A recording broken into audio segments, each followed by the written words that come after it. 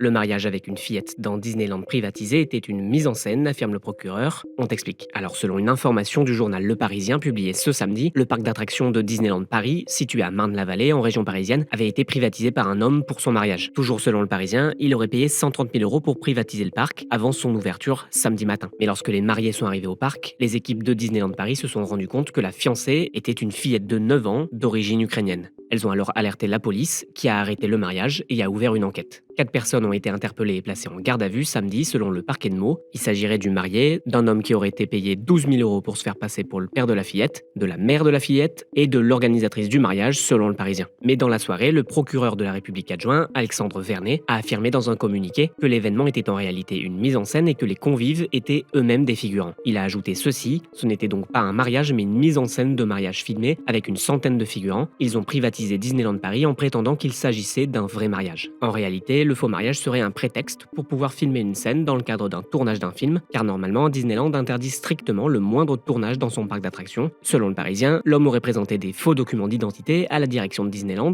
pour obtenir leur accord. Selon la mère, en revanche, ce mariage aurait été organisé pour que sa fille puisse vivre, je cite, une journée de princesse. Disneyland a annoncé avoir déposé plainte. Enfin, la fillette, elle, n'aurait subi aucune violence et aucun acte contraint selon le parquet de Meaux. La garde à vue de 2 personnes a été prolongée samedi soir. Il s'agit de celle du marié à l'origine de l'événement, un directeur d'une boîte de production de 22 ans, présumé britannique, et d'une femme de 24 ans de nationalité lettonne, selon le parquet. L'enquête se poursuit, on vous tiendra donc au courant sur ce compte.